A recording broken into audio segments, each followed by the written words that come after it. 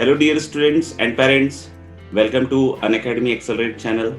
और आज हमारे साथ हैं Vaibhav Raj, all India rank 3 J advance 2020। तो आज हम वैभव राज के साथ बहुत सारी बातें करने वाले हैं जो हर एक एस्पिरेंट जो कि आईआईटी जे का एग्जामिनेशन दे रहा है। इनफैक्ट मैं कहूँ कि अगर कोई भी नेशनल लेवल के एग्जामिनेशन में पार्टिसिपेट कर रहे हैं आप, तो ये पर्टिकुलर इंटरव्यू आपके लिए काफ़ी बेनिफिशियल होने वाला है। क्योंकि अगर हम कोई भी नेशनल लेवल के एग्जामिनेशन की बात करें तो सब में इस तरह के मुकाम आते ही हैं, सब में इस तरह के चैलेंजेस फेस करने ही पड़ते हैं। तो आज हम सीधे वैभव राज से जानेंगे कि व्हाट आर द चैलेंजेस उन्होंने फेस किया और उसको किस तरीके से हल किया अपनी जर्नी के दौरान। तो वैभव, सबसे पहले हम लोग ये जानना चाहेंगे आपसे कि आपका जो अर्ली लाइफ रहा है जिसमें आपने बहुत सारे, ऑब्वियस सी बात है कि काम किए होंगे जिसके थ्रू आज आप यहाँ तक पहुंचे हैं, तो उसके बारे में थोड़ा सा बताइए, अपने अर्ली लाइफ के बारे में। सर मेरा इनिशियल क्लासेस से ही मेरा मैथ्स और साइंस की तरफ एक थोड़ा सा इंक्लिनेशन था। लाइक क्लास 6 में जो एसओएफ साइंस ओलंपियाड फाउंडेशन के ओलंपियाड्स होते हैं, आईएमओ, एनएसओ, उन सभी में पार्टिसिपेट करता था। उसमें मेरी अच्छी रैंक आती थी। लाइक आईएमओ में एक बार इंटरनेशनल रैंक 3 आई थी। तो इन सभी चीज़ों से मेरा इनिशियली ओरिएंटेशन बना हुआ था। और पार्टिकुलरली मुझे बेनिफिट मिला इस चीज़ का कि मेरे भैया जो मुझसे 3 साल बड़े हैं वो भी जेईई एडवांस की तैयारी कर रहे थे। तो उनकी प्रिपरेशन को देखकर मैं भी इंस्पायर होते रहा। फिर उनके पास जो बुक्स थे या प्रॉब्लम सेट्स थे या फिर और भी जो रिसोर्सेज रहते थे या जो भी वो पढ़ने के लिए रेफर करते थे, लाइक अलग से बुक्स, एचसी वर्मा वगैरह, तो इन सभी चीज़ों को भी मैं कभी कभी खोल के उनसे मांग के पढ़ता था। तो फिर इससे मेरा एक ग्रेजुअली एक इंटरेस्ट बना रहा और मतलब डेवलप होते गए इंटरेस्ट। तो इसके कारण ही फाइनली मैंने फिर डिसाइड किया कि अब मैं यही पढ़ना चाहूँगा। बहुत अच्छा रहता है जब अगर आपके घर में कोई बड़े भाई बहन या कोई ऐसे लोग हो जो आपको अर्ली चाइल्डहुड से गाइड करे चीज़ों के प्रति। वैसे मैं वैभव का एक ब्रीफ इंट्रो देना चाहूँगा, क्योंकि उस इंट्रो मतलब ब्रीफ इसलिए बोल रहा हूँ क्योंकि अगर हम उस लिस्ट की बात करें, अचीवमेंट लिस्ट की बात करें, तो कहीं से वो आपको आज की डेट में शायद पूरी तरह से बतला ना पाऊँ। तो जब वैभव क्लास 10th में थे तो उन्होंने बोर्ड एग्जामिनेशन में 98% अचीव किया था। और एक सबसे मजेदार फैक्ट क्या है कि जब उन्होंने क्लास 12th का एग्जामिनेशन दिया तो he has scored more than what he has scored in class 12th and it was 99%, जो कि बहुत ही एक रेयर फेनोमेना है कि आप 10th से 12th में जाएं और 12th में आपके परसेंटेज बढ़े, और वो भी इस लेवल पे जब आप 98% स्कोर कर रहे हो। तो it is a very very big thing. इसी तरीके से अगर हम बात करें कि जेईई मेन में, तो जेईई मेन में इनकी ऑल इंडिया रैंक रही है 45 एंड जेईई एडवांस में आप लोग सब लोगों को पता है this is all India rank 3। वैभव ने बहुत सारे ओलंपियाड्स में पार्टिसिपेट किया और सारे ओलंपियाड्स को बहुत ही अच्छी तरीके से क्रैक किया है। चाहे अगर हम आईपीएचओ की बात करें, आईसीएचओ की बात करें, आईएनएओ की बात करें, यानी astronomy olympiad, physics olympiad, chemistry olympiad, सब में वैभव ने क्वालिफाई किया है। ये क्लास 11th में ओसीएससी कैंप तक गए हैं। ओसीएससी कैंप जो कि हम लोग हाईएस्ट लेवल कैंप मानते हैं इंडिया में, उसके बाद बच्चे इंटरनेशनल में अपने कंट्री को रिप्रेजेंट करते हैं। तो क्लास 11 में किसी कारणों की वजह से इनका इंटरनेशनल तो रह गया था, लेकिन फिर जब क्लास 12th में इन्होंने तैयारी की तो वो इस लेवल तक पहुंचे कि उन्होंने हाईएस्ट मार्क्स फिजिक्स में ऑल ओवर अटेन किया है। हालांकि कोविड की वजह से कहीं ना कहीं वो कैंप नहीं हो पाया, जिसकी वजह से उनका गोल्ड मेडल छूट गया है। लेकिन हाँ, जरूर अगर ये पार्टिसिपेट करते तो इस बार इंडिया के लिए गोल्ड लेकर ही आते। अगर हम बात करें केवीपीआई एग्जामिनेशन की, तो आपको पता है कि KVPY examination one of the biggest examination of this nation. तो उसमें भी इन्होंने क्लास 11th में ऑल इंडिया रैंक 21 अर्जित करी है और क्लास 12th में इन्होंने ऑल इंडिया रैंक 7 अर्जित करी है। तो ये इनके अचीवमेंट की टैली है। कैसा लगता है जब आप इतनी सारी चीजों को अचीव कर लेते हैं और मतलब अपने पुराने सफर को देखते हैं? इससे बहुत अच्छा लगता है इन सभी चीज़ों के बाद, और कॉन्फिडेंस बढ़ते जाता है कि मैं और चीज़ों को ऐसे ही परस्यू करते रहूं। Great great. तो ये जैसा कि आपने बताया कि आपके भाई साहब ने शायद इसके बारे में आपको बतलाया कि भाई फिजिक्स ओलंपियाड और सारी चीजें, तो उससे पहले कब आपको ऐसा लगा कि नहीं यार, मैथ्स के साथ मैं काफी कंफर्टेबल हूँ, मैथ्स और फिजिक्स के साथ? मतलब what was that particular moment जिसके बाद आपको लगा कि नहीं, अभी हम तो इसको ही परस्यू करेंगे? Sir just like JEE advance की तैयारी कर रहे थे तो मेरे भैया मैथ्स ओलंपियाड्स की भी तैयारी कर रहे थे। तो उसके कारण मेरा उस तरफ भी एक ओरिएंटेशन था कि मैं मैथ्स ओलंपियाड्स की पढ़ाई करता था, जिसके कारण मेरा फाइनली क्लास 11 में इन्वो हुआ। मैं कैंप के लिए सिलेक्ट हुआ, तो फिर वो ओरिएंटेशन मेरा करीब करीब क्लास 8 से ही आ गया था मैथ्स की तरफ। और क्लास 9 में मैंने जूनियर साइंस ओलंपियाड की भी तैयारी शुरू की, जिसमें कि फाइनली मैंने सीरियसली एच सी वर्मा और जो भी बुक्स थे physical chemistry like R C Mukherjee, इन सभी को पढ़ना शुरू किया। तो ये इस समय फिर मतलब मैंने डिसाइड कर लिया था कि अब तो मैं इसी तरफ जाना चाहता हूँ। ये एकदम फाइनल कर लिया था मैंने सर इस मोमेंट पे। तो जिन बच्चों को नहीं पता है, इंटरनेशनल जूनियर साइंस ओलंपियाड में वैभव ने गोल्ड भी अर्जित किया है।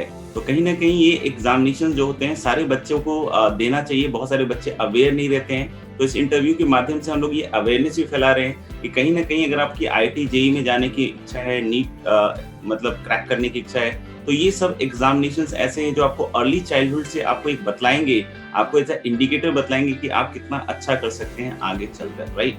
तो ये बहुत इंपॉर्टेंट चीज बतलाई है कि आपको कहीं ना कहीं 8, 9, 10 से ही कुछ ना कुछ इस तरह की चीजें करनी चाहिए जिससे आपको अल्टीमेटली पता चले कि आपका एक्चुअल पैशन किस एरिया की तरफ से है।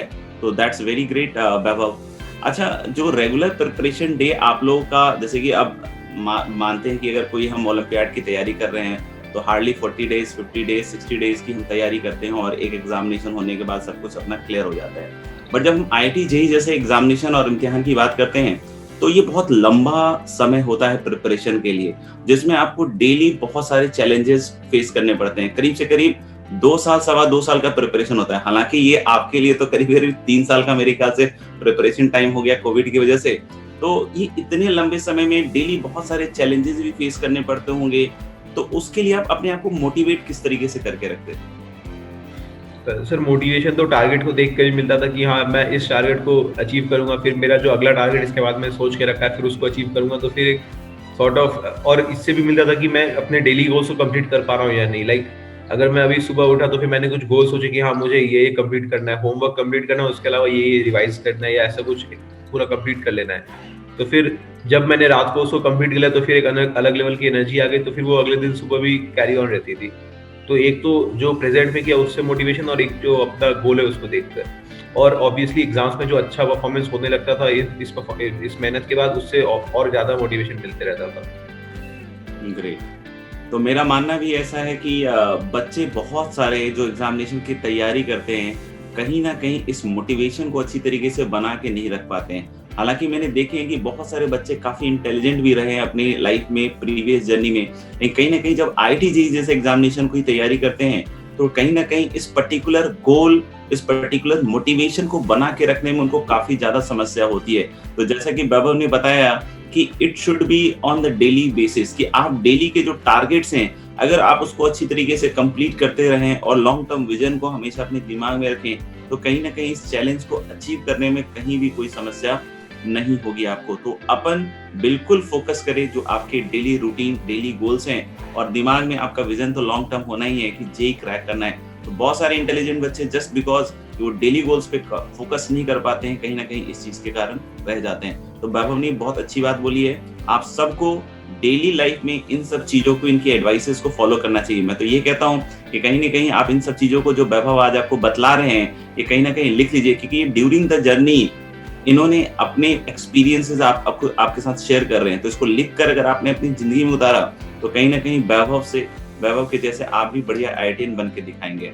अच्छा वैभव, जब भी कोई भी परेशानी जैसे कभी कभी हो जाती होगी, जैसे एग्जामिनेशन में हमने फेस किया, एग्जामिनेशन उतना अच्छा नहीं हुआ, जैसे कभी होता है कि भाई बहुत बार हम लोग एग्जामिनेशन देते हैं, हमारे मन में कुछ एक पर्टिकुलर एक्सपेक्टेशन भी रहता है कि यार इस बार तो इतना फोड़ ही देंगे, नहीं, और फिर हम उसके हिसाब से जाते भी हैं। हमने कोई एक सब्जेक्ट बहुत अच्छा तैयार किया रहता है कि यार ये फिजिक्स जो है मैंने इस बार बहुत अच्छा तैयार किया हुआ है, इस बार फिजिक्स में तो मैं बिल्कुल फोड़ के दिखाऊंगा, लेकिन कभी कभी वो एक्सपेक्टेशन के हिसाब से नहीं होता है। तो जब एक्सपेक्टेशन के हिसाब से नहीं होता तो जनरली बहुत सारे बच्चे क्या है डिमोटिवेट हो जाते हैं। तो मेरा मानना है कि सब इस फेज के थ्रू जाते हैं, तो आप भी थोड़ा बहुत तो हल्का फुल्का इस तरह का डिमोटिवेशन आता होगा। तो इसको किस तरीके से आप ओवरकम करते थे कि भाई एग्जामिनेशन के बाद जो एक नेगेटिव एटमॉस्फेयर बन जाता है हमारे आसपास कहीं ना कहीं, क्योंकि इसमें बहुत बार क्या होता है कि अगल बगल कोई बोल भी देता है कि यार इतना प्रिपरेशन कर रहे हो, नंबर नहीं आ रहे हैं, कोई भी हो सकता है, आपके फ्रेंड्स सर्कल में भी ऐसा कुछ हो सकता है कि भाई किसी ने बोल दिया कि यार तेरे नंबर तो इस बार भी नहीं आए। तो कुछ इस तरह की बातें जब आ जाती हैं तो बच्चे कहीं ना कहीं डिमोटिवेट हो जाते हैं। उस समय आप अपने आप को किस तरीके से आगे बढ़ाते थे? सर ऐसा तो मेरे साथ बहुत बार हुआ है इस जर्नी में, क्योंकि जितने एग्जाम्स देंगे उतनी बार ये फिनोमिनन होने का ज़्यादा पॉसिबिलिटी रहेगा। और आपने जो सब्जेक्ट बताया, तो मैं यूजुअली जो पार्टिकुलर सब्जेक्ट कंसिडर करता था वो फिजिक्स को करता था, कि हाँ मुझे फिजिक्स को मतलब पार्टिकुलरली सबसे पहले अटेम्प्ट करता था एग्जाम में। हालांकि एक ही घंटा देता था, लेकिन तब भी मेरा उससे एक्सपेक्टेशन ज़्यादा रहता था, क्योंकि मैंने उसमें मेहनत ज़्यादा की थी। लेकिन ऐसा बहुत बार हुआ कि या तो एज अ होल पूरा एग्जाम ही बिगड़ गया, और लाइक रैंक जितना मैंने एक्सपेक्ट किया उससे बहुत ज़्यादा पीछे चली गई, या फिर फिजिक्स में पर्टिकुलरली बहुत कम नंबर आ गए, जिसके कारण ऐसे रैंक पीछे चली गई। तो सर इसमें जो मतलब मोस्ट इम्पॉर्टेंट फैक्टर है कि जस्ट एग्जाम के बाद आके ये देखने की जगह कि हाँ मेरे दोस्त से कितने मार्क्स आए, टॉपर में कितने मार्क्स आए, मेरे उससे कितने कम है, ठीक है ये सब देखना चाहिए। लेकिन जब एग्जाम बहुत खराब हो गया हो, तो फिर इन सब चीज़ों को थोड़ा पीछे रख के एक बार एनालाइज कर लेना चाहिए कि हाँ मैंने किन क्वेश्चंस में गलती की और क्यों की। मतलब इंस्टेड ऑफ अपने दोस्त को फ़ोन लगाना कि हाँ तुम मुझे बताओ तुम्हारे कितने मार्क्स आए, जस्ट अपना एनालिसिस को देखना है कि हाँ मेरा ये क्वेश्चन गलत हुआ, और फिर उसको लिस्ट करना है कि मैंने आज ये क्वेश्चन गलत किए और क्यों किए। मतलब एग्जैक्टली मतलब पूरे वर्ड्स में लिस्ट करना है। इससे क्या होगा कि धीरे धीरे रियलाइजेशन होगा कि हाँ मैंने ये गलती की, फिर आपको डेप्थ समझ में आएगा कि हाँ मैं सोच रहा था ये और कुछ ऐसा गलत कर दिया। तो इन सभी चीज़ों का एनालिसिस करना है। और अगर आप उस रास्ते पे चले गए कि हाँ मैं दोस्त को फ़ोन लगाऊंगा, फिर ऐसे करके, इससे क्या होता है कि एक डिमोटिवेशन का साइकिल चला जाता है कि आपका एक एग्जाम में खराब हुआ, फिर आप थोड़े डिमोटिवेट हो गए, फिर आपने पढ़ना बंद कर दिया, तो अगले एग्जाम में और खराब हो गया। तो ऐसे आप नीचे जाते जाएंगे। तो इससे निकलने के लिए ज़रूरी है कि उन चीज़ों से दूर रहें और पर्टिकुलरली अपने रिजल्ट पे ही फोकस करें। मतलब इन्होंने बात बोलते बोलते एक बहुत अच्छी बात बतलाई कि जनरली जो होता है बच्चों के साथ कि एग्जामिनेशन खराब होने के बाद सबसे पहले हम अपने किसी खास फ्रेंड को फोन लगाते हैं और उनको ये बतलाते हैं कि भाई आपके कितने नंबर आए, मेरे तो इतने आ रहे हैं। और कहीं ना कहीं वो नेगेटिविटी जो है वो कहीं ना कहीं बिल्डअप करता है। अगर मान लीजिए आपके सामने वाले फ्रेंड के भी नंबर उतने अच्छे नहीं आए, तो वो जो बातें बोलता है और आप जो बातें बोलते हो, वो कहीं ना कहीं एक पॉजिटिव लाइन ऑफ एक्शन पे नहीं रहता है, तो वो नेगेटिविटी अपने आप बिल्डअप करता है, जिसके कारण अगले 3-4 दिन हमारे ऐसे ही खराब हो जाते हैं। और कहीं बच्चे जब वो इसको कोप अप नहीं कर पाते हैं, वो कहीं ना कहीं उनकी रुचि जो है इस पर्टिकुलर एग्जामिनेशन से अपने आप दूर हो जाती है। तो वैभव ने एक बड़ी अच्छी बात कही, जो कि मैं भी अपने स्टूडेंट्स को बहुत गाइड करता हूँ, कि आफ्टर एवरी एग्जामिनेशन, चाहे खराब हुआ हो चाहे अच्छा हुआ हो, कैसा भी एग्जाम हुआ हो, आप उसकी एनालिसिस जरूर करें।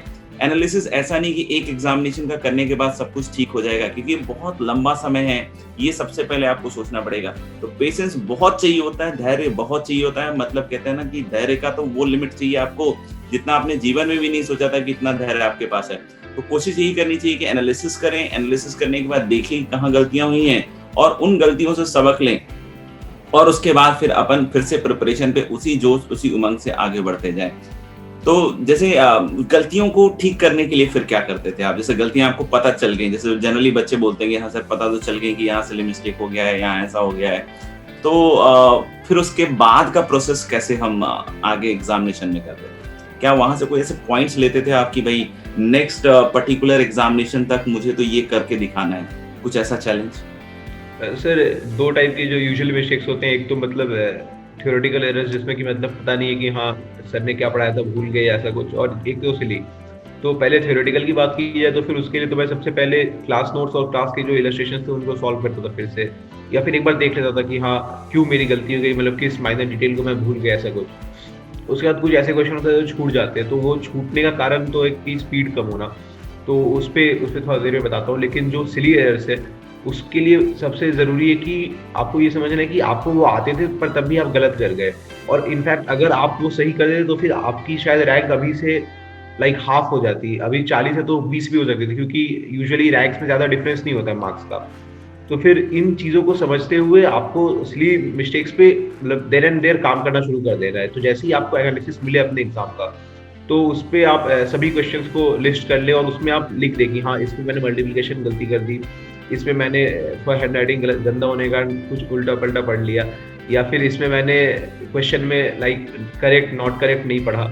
यूजुअली वो बोल्ड रहता है लेकिन कभी कभी मिस हो जाता है, तो फिर इन चीज़ों पे बहुत स्पेशल ध्यान देना। और हर क्वेश्चन को तो मैं यूजुअली जस्ट सॉल्व करने के बाद कैलकुलेशन को रीचेक करता था कि मान लो मैंने मतलब फाइव डिजिट्स और 5 डिजिट्स का मल्टीप्लिकेशन किया, तो फिर उसमें जो भी आया प्रोडक्ट उसमें मैं फिर से जस्ट एक बार चेक कर लेता था, क्योंकि हार्डली अगर आपने अभी कैलकुलेशन किया है तो चेक करने में उतना समय लगेगा नहीं। तो जस्ट आप उस समय चेक कर लेंगे तो फिर उससे क्या होगा कि आप इंश्योर कर सकते हैं कि हाँ कैलकुलेशन में तो सिली मिस्टेक नहीं हुई है। तो एक तो सभी अपने सिली मिस्टेक्स को लिस्ट करके उसको देखते रहना यूजुअली, और पार्टिकुलर टेस्ट जाने के पहले, और उसके अलावा अपने कैलकुलेशंस को जस्ट चेक कर लेना कंप्लीट करने के बाद, ये बहुत यूजफुल हो गया सिली मिस्टेक्स के लिए। और स्पीड डेवलप करने की बात आती है तो फिर उसके लिए मैं ऐसा प्रेफर करता था कि मैं एक टाइमर लूँ और फिर उसको मतलब टाइमर को करीब सेट कर दूँ 3 times the number of questions, क्योंकि एवरेज ऑन एन एवरेज आपको एग्जाम में 3 मिनट ही मिलेंगे। या फिर आप चाहें तो 18 क्वेश्चंस के लिए 1 घंटा, ऐसा भी कुछ रेट सेट करके कर सकते हैं काम। और इनिशियली ऐसा जब मैंने जस्ट आज चैप्टर पढ़ा तो फिर मैं देख रहा था कि हाँ मेरा स्पीड अभी अप्रॉक्सीमेटली 3.5 मिनट्स 4 मिनट्स के आसपास जा रहा है, क्योंकि इनिशियली जस्ट पढ़ा है तो फिर ज़्यादा उससे जान पहचान है नहीं उस टॉपिक से। लेकिन धीरे धीरे आप जब सॉल्व करते जाएंगे तो फिर वो 3 मिनट पे आएगा, तो फिर आप फिर एक सेंस ऑफ अकम्पलिशमेंट फील कर सकते हैं कि हाँ चलो ठीक है, मैं एग्जाम लेवल को तो क्रॉस कर चुका हूँ। उसके बाद ऐसा नहीं कि आप 3 मिनट में आ गए, अब आपने उस चैप्टर को पढ़ना छोड़ दिया, तो फिर उसके बाद आप उसको और कम करने की कोशिश कीजिए ग्रेजुअली। लाइक सभी चैप्टर्स को एक साथ लेके चलिए और सभी में जो टाइम आपको लग रहा है पर क्वेश्चन एवरेज, लाइक इजी और हार्ड दोनों केसेस को एवरेज कर दिया जाए तो उसको कम करने की कोशिश करते जाइए। और वो ऐसा कीजिए कि आप टाइमर को कम करते जाए। लाइक पहले दिन आपने कुछ 30 क्वेश्चंस के लिए उस चैप्टर के 90 मिनट सेट किया, तो अगले दिन अगले 30 क्वेश्चंस के लिए आपने उसके लिए 80 मिनट सेट किए। तो ऐसे करके डिक्रीज करते जाने से बहुत स्पीड में इंप्रूवमेंट अपने आप दिखेगा, क्योंकि वो प्रेशर वाली फीलिंग आ जाती है करते समय सॉल्व। ग्रेट। तो ये एक बहुत इम्पॉर्टेंट पॉइंट है जो कि बच्चों को यहाँ से काफी सीख लेने की जरूरत है कि कहीं ना कहीं एग्जामिनेशन, 2 चीजों का एग्जामिनेशन होने वाला है। हालांकि आपके कॉन्सेप्चुअल्स और आपके जो पढ़ा है लर्निंग है वो तो है ही, लेकिन उसके अलावा अगर हम बात करें तो 2 इम्पोर्टेंट कंपोनेंट्स हैं इसके। एक तो आपकी टाइम और दूसरा है आपका एक्यूरेसी। हाँ, एक्यूरेसी के बारे में कि मैं यूजुअली ऐसा करता था कि मान लीजिए मेरे पास 100 क्वेश्चंस का सेट है जिसके आंसर की है मेरे पास, तो मैं ऐसा नहीं करता था कि एक क्वेश्चन सॉल्व किया फिर आंसर देखा फिर दूसरा किया। मैं पहले 100 को कर लिया और कॉपी में आंसर्स नोट कर लिया या फिर बुक में मार्क कर दिया और फिर 100 को कंपेयर किया। इसी से आपको एक स्पीड का तो पता चल ही रहा है, एक्यूरेसी भी पता चल जाएगी कि हाँ बाद में जब आपने चेक किया तो 85 या 80 या 70 कितने क्वेश्चन सही हुए वो उसी से समझ में आ जाएगा। तो फिर इससे दोनों काम ही हो जाएंगे। तो ऐसा करना चाहिए सर। ऐसा नहीं कि अभी क्वेश्चन सॉल्व किया फिर आंसर देख लिया फिर उसमें 2 मिनट लगाया कि हाँ क्यों गलत हो गया, कहाँ गलत हो गया, ऐसा नहीं करना और करेक्ट कर लिया फिर। तो इट इज रियली वंडरफुल। बहुत शानदार बात कही है कि आप जो भी होमवर्क दिया गया है उसको पूरी तरह कंप्लीट कीजिए। कंप्लीट करने के बाद जो आपका टाइम है उस टाइम को नोट कीजिए और जितने सवाल उसमें सही हुए हैं उसको भी आप साथ ही साथ देखिए। ऐसा नहीं कि हर एक क्वेश्चन के बाद आप आंसर की से अपने आंसर्स मिला रहे हो, तो ये एक गलत अप्रोच है और कहीं ना कहीं ये कभी लॉन्ग टर्म में आपको पे नहीं करने वाला। ठीक है, तो it is very very very important, right. और ऐसे भी देखा जाए ना कि अगर हर एक क्वेश्चन के बाद हम देख रहे हैं ना आंसर, तो समय भी बढ़ जाता है, समय भी बढ़ जाता है और फिर हमारा पूरा क्वेश्चन मैनेज भी नहीं होता है। तो ये बहुत इंपॉर्टेंट रहेगा, राइट। एक और आजकल क्या मतलब जब से मैं भी पढ़ा रहा हूँ, ठीक है ना, 17-18 साल से, तो करीब हर एक बच्चे की जर्नी मैंने देखा है कि इस तरह की चीजें होती हैं, बट फिर भी लोग विश्वास नहीं करते कि वो टॉपर है तो उसके साथ कैसे होगा। तो उस चीज के बारे में जानना चाह रहा था कि कभी ऐसा हुआ हो कि आपका बैकलॉग हुआ हो, कुछ चीजें छूट गई हो, टाइम पे नहीं हुआ हो और कोई ऐसी परेशानी फेस करनी पड़ेगी, यार इतने सारे क्वेश्चंस बच गए अब मैं क्या करूं, तो किस तरीके से प्लान आउट करते थे आप उसको? सर ऐसा तो बहुत इंस्टेंसेस में हुआ है कि मेरा बैकलॉग बहुत इकट्ठा हो गया हो या फिर कुछ चैप्टर्स में पर्टिकुलरली मेरा थोड़ा वीकनेस हो तो फिर मैंने उसको दोबारा अटेम्प्ट नहीं किया हो। तो ऐसे जो वीकनेसेस रहते थे इसके लिए मैंने अपने शेड्यूल में लाइक संडे को डिवोट कर रखा था कि हाँ संडे को मैं कोशिश करूंगा कि मैक्सिमम बैकलॉग जो भी मेरा वो कंप्लीट है। मैं कभी भी करंट होमवर्क को नीचे नहीं रखता था बैकलॉग के, पहले आज का होमवर्क कंप्लीट करूंगा नहीं तो फिर वो भी बैकलॉग में ऐड हो जाएगा। तो फिर इसलिए मैं पहले आज का होमवर्क कंप्लीट किया और फिर बैकलॉग को मैंने थोड़ा सा उस वीक के संडे तक शिफ्ट कर दिया अप्रोक्सीमेटली, और फिर संडे को मैंने सॉल्व किया। या फिर जिन लोगों की वीकेंड क्लासेस होती हैं तो फिर वो लोग लाइक किसी एक पर्टिकुलर डे को कंसिडर कर सकते हैं, लाइक फ्राइडे, कि हाँ मैं इस दिन अपना पूरा बैकलॉग कंप्लीट कर लूंगा। लेकिन एक ऐसा पर्टिकुलर दिन रखना चाहिए, नहीं तो फिर वो इकट्ठा होते ही जाता है कि हर वीक का थोड़ा थोड़ा बैकलॉग फाइनली आपको 1 साल या 1.5 साल के बाद लगेगा कि पूरा एक भार बन चुका है, मतलब 3-4 चैप्टर के बराबर उतना बैकलॉग हो चुका है। तो उसके लिए पर्टिकुलरली संडे को डिवोट करके रखना चाहिए। और अगर ऐसा लगे कि अब बैकलॉग मतलब आउट ऑफ हैंड जा रहा है और बहुत ज्यादा हो गया है तो फिर उसके लिए टीचर से एक बार डिस्कस कर लेना चाहिए कि मेरा इतना बैकलॉग हो गया है, अब मैं क्या करूँ, लाइक मुझे किस तरह से इसको अटेम्प्ट करना चाहिए। फिर टीचर्स भी बताइए कि ठीक है इस हफ्ते थोड़ा सा कम होमवर्क करना, इन चीज़ों को थोड़ा छोड़ सकते हो, ये थोड़े कम इम्पोर्टेंट है, तो उससे फ़ायदा होगा।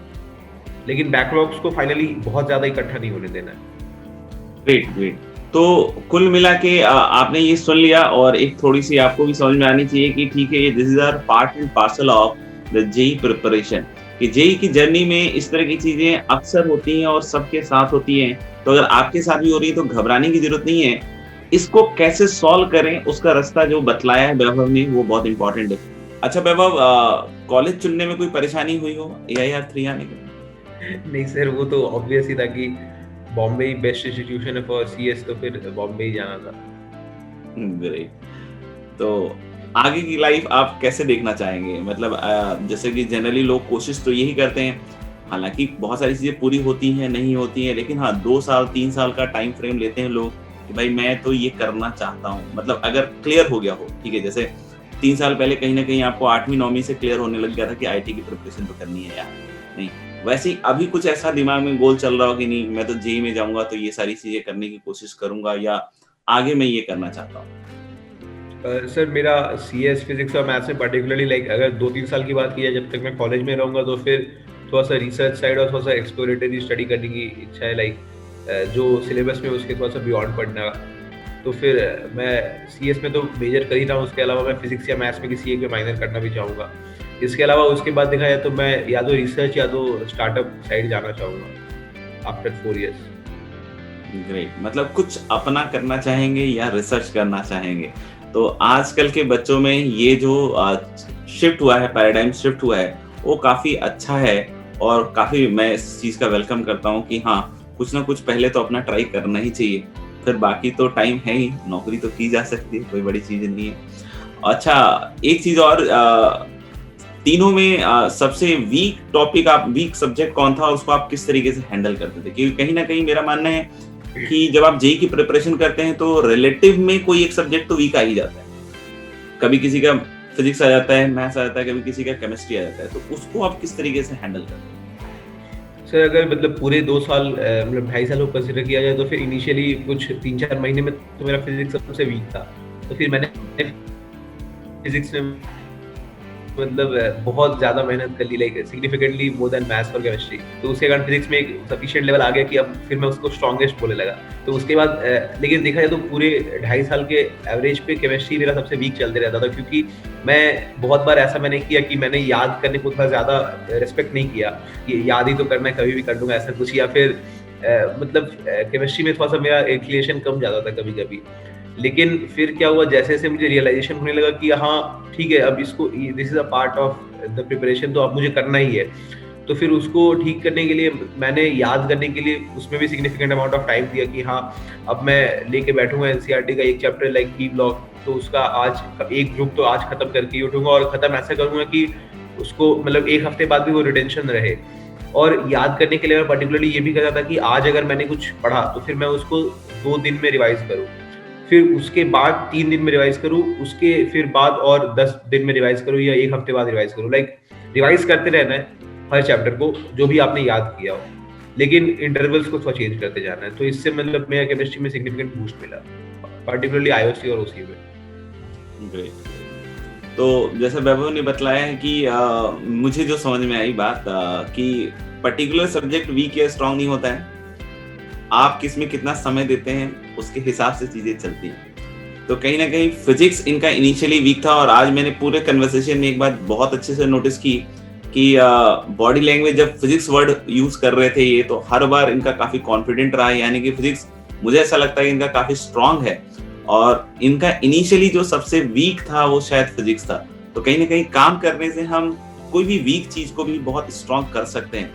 तो ये बिल्कुल आप देख सकते हो कि एक आपके पास बिल्कुल सामने से दिखता हुआ एक उदाहरण है जहाँ पे आप अपनी वीकनेस को स्ट्रांग में बदल सकते हो। बस आपको समय देने की जरूरत है और ये हौसला रखने की जरूरत है कि कहीं ना कहीं इसको तो हम कर ले जाएंगे, कहीं कोई दिक्कत नहीं आएगी। आईटी जेईई मेन का खैर हालांकि अभी कोई नोटिफिकेशन नहीं है, बट बहुत सारे बच्चों का एग्जामिनेशन अब होने वाला है, जो हम बोलते हैं जेईई मेन का जो पहला चरण है, ठीक है। तो उन बच्चों के लिए आप क्या कहिएगा, किस तरीके से उनको अब लास्ट के टाइम को अच्छी तरीके से यूटिलाइज करना चाहिए और क्या ऐसा करना चाहिए कि वो बहुत अच्छा कर सके इस कमिंग एग्जाम?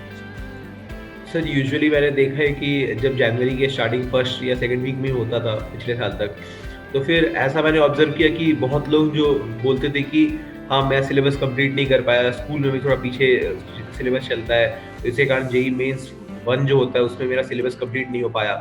और जेईई मेंस 1 अगर जनवरी में, तो फिर ऑब्वियसली दिसंबर के स्टार्टिंग से उन्होंने रिवीजन शुरू कर दिया होगा, तो कुछ चैप्टर्स बच गए होंगे, तो उन्होंने सोचा होगा कि हाँ चलो इस चैप्टर को तो छोड़ के ही जाना पड़ेगा एग्जाम में। तो अभी इसको एक बून की तरह ही समझा जाए कि हाँ, अब मैं उस चैप्टर को भी कंप्लीट करके अपना रिवीजन स्टार्ट कर सकता हूँ। तो एज फार एज पॉसिबल कोशिश करना है कि अभी लाइक आज ही ऐसा कोशिश करना चाहिए कि अपने सभी जो भी टॉपिक्स बचे हैं जो जेईई मेन सिलेबस में हैं, उनको एक जगह लिस्ट कर लिया जाए, और topic wise, like not broad chapter wise कि हाँ ये बाकी है, टॉपिक वाइज देखना चाहिए कि हाँ इंटीग्रेशन में मेरा डेफिनेट बाकी है या ऐसा कुछ। तो फिर इन सभी चीज़ों को लिस्ट कर लेना चाहिए, और इसके बाद से एक शेड्यूल बनाना चाहिए कि हाँ मैं 1 जनवरी या 31 दिसंबर तक मैं इन सभी चीज़ों को कैसे कैसे खत्म करूंगा। उसके बाद फिर रिवीजन पे जाएंगे, क्योंकि आई डोंट थिंक जनवरी के एंड के पहले हो पाएगा। जनवरी फरवरी जो ट्रांजिशन है उसी के बीच होना चाहिए, तो उस समय तक जो टाइम है उसको पर्टिकुलरली यूटिलाइज कर सकते हैं अब तक जो भी पेंडिंग चैप्टर्स है उसको खत्म करने के लिए। और ये अगर अभी खत्म कर लेंगे और फिर एक बार रिवाइज करके जेईई मेंस दे भी देंगे, तो फिर एक रियलाइजेशन हो जाएगी कि हाँ इस चैप्टर का इतना इंपॉर्टेंस था जो मैंने दिया। फिर जेईई मेंस 1 में जो परफॉर्मेंस हुई उसको एनालाइज कर सकते हैं कि हाँ इस चैप्टर में वीकनेस रह गई, तो फिर उसको जेईई मेंस 2 के लिए प्रिपेयर कर लिया। तो फिर ऐसा कोशिश करना है कि जेईई मेंस 1 में पूरा सिलेबस कंप्लीट करके ही जाए। That's great. तो कमिंग एग्जामिनेशन के लिए वैभव ने बतलाया, मेरे ख्याल से आप लोगों को बहुत अच्छे से क्लियर हो गया होगा कि जो भी आपके टॉपिक्स बचे हुए हैं या कुछ भी ऐसी चीज बची है तो दिमाग में ऐसा नहीं लाएं कि ये कंप्लीट नहीं हो सकता है। उसको लिस्ट डाउन करें, लिस्ट डाउन करने के बाद उसके पीछे पड़ जाएं, और आप किसी के पीछे पड़ जाएं और वो नहीं हो कंप्लीट, ऐसा हो ही नहीं सकता है। और समय भी है तो आप बिल्कुल अच्छी तरीके से इसको कंप्लीट कर सकें। तो it was really very wonderful with you Vaibhav, आज बात करके काफी मजा आया, और मेरे ख्याल से बच्चों ने काफी कुछ लर्निंग्स ली होंगी यहाँ से और लेते रहेंगे। we the team of Unacademy wish you all the very best in your coming journey, और आप इस तरीके से ही देश का नाम बढ़ाते रहें, हमारी ऐसी शुभकामनाएं हैं आपके लिए। All the very best. और आपको भी थैंक यू सर, मुझे ये प्लेटफॉर्म देने के लिए ताकि मैं अपने जूनियर्स को गाइड कर सकूं एग्जाम्स की तरफ। Thank you sir. That's great. नमस्ते सर, बाय सर। चल उठ जा, let's crack it, जोर दे लगा, let's crack it, भीड़ को छोड़ दे, let's crack it, रास्ते मोड़ दे, let's crack it, चल उठ जा, let's crack it, जोर दे लगा।